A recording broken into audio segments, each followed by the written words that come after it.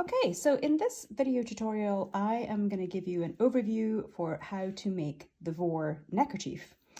This is a Simply Shetland kit that we put together. It will eventually become an individual pattern as well. But I just thought it would be helpful to kind of have a little overview of how to make this.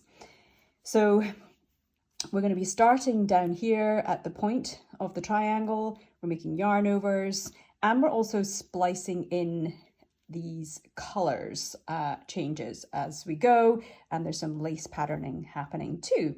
And then when you get up to the widest point, you finish with an I-cord bind off with just a little loop here of the I-cord where you can connect it to a button. Okay, so we'll start with the casting on part. Okay, so the Voar Neckerchief pattern begins by making a slip knot as the first stitch on the needle, and then you're instructed to knit one front and back to create one more stitch. So now I have 2 stitches on the needle. Then you'll be following the chart that's in the pattern, and you'll start to make yarn overs at the beginning of every row. So to make a yarn over at the beginning of the row, you are literally just letting the working yarn sit on top of the right hand needle as you go into the first stitch on the needle. The yarn gets wrapped around,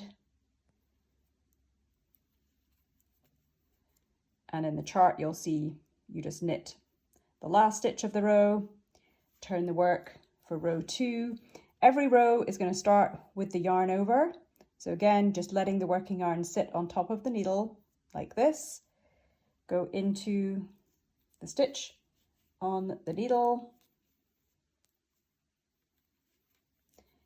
And now I'm going to knit the last stitch of the row through the back leg. Again, this is all in the chart. So that was row 2 of the chart. And so on, you'll make that yarn over at the beginning of the row. And you will work in your main color up through row, I believe it's row 10 of the pattern, and then we will be doing the first spit splicing in. So when we get to row 10, we're actually going to stop 10 stitches before the end of the row to set up for that first spit splicing. And I also wanted to mention that the texture in the shawl is a mixture of stocking net and garter stitch. So you just have to pay attention on the chart as to when you are purling and when you are knitting.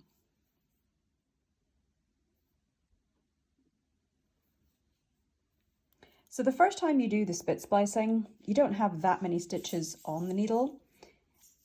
So I am at the start of row 10. I need to stop 10 stitches before the end of the row, which means I'm only working the first 2 stitches of row 10.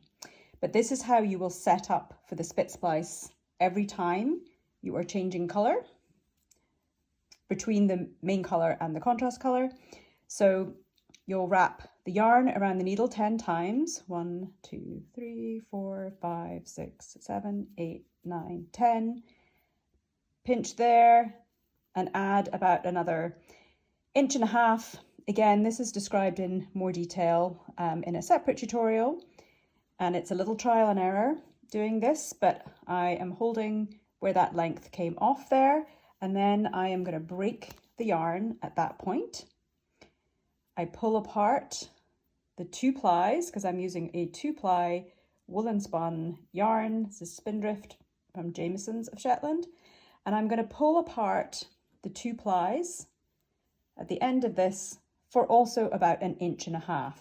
Then I'm going to rip out one of the plies so that the end of it is just a single ply there. Then I get the new color and I prepare the end of the new color the same way, pull apart the 2 plies for about 1.5 inches, pull one of the plies out. I'm then going to make an X shape with the 2 thinner parts of the ends of those yarns. And then I fold each color back onto itself like this. So if I just hold those together with my fingers right now, they're looped together. Then usually what I will do is I just put this part in my mouth, doing that bit off camera. And then I use my whole palm to felt them together. You can also just add a drop of water. This yarn felts really easily. And so I rub it over the whole of my palm area there so that I have a good surface area to work with. And then I just want to make sure that there's nothing sticking out of the fibers there and that it feels nice and securely joined. And then I can go ahead and finish that row that I'm on, which has me doing purl stitches across here. So this is row 10, as I said, of this pattern. And then hopefully my yarn, my new color, will start where I need it. So it looks like it's going to be bang on. So there you go. You can see my new color is going to be ready for the start of row 11. And then I just continue on with the chart there. The pattern indicates which rows you're changing between the different contrast colors and back to the main color. So each time you need to set up that spit splicing the same way, stopping 10 stitches before the end of the row, the previous row where the color change is going to happen each time. So once you've worked through all the repeats of the chart, the final thing you do is this purled I-cord bind off along the top edge here.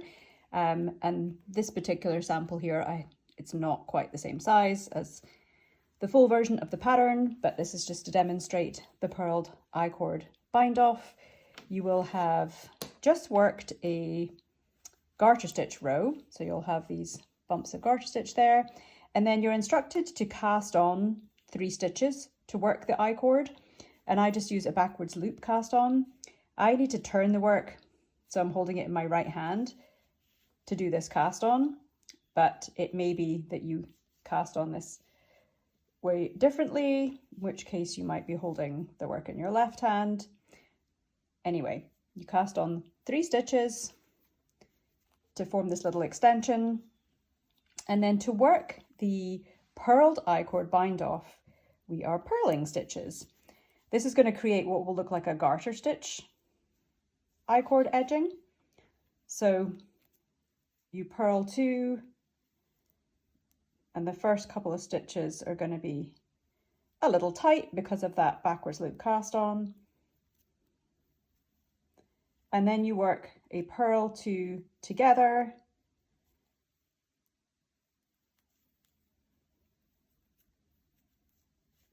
You're going to take the yarn to the back of the work. Then you're going to slip these 3 stitches on the right hand needle back to the left hand needle, bring the yarn in front again, and repeat. Purl 2, purl 2 together. Take the yarn to the back. So you'll continue doing that all the way across your live stitches until you have the 3 stitches remaining of the I-cord bind off.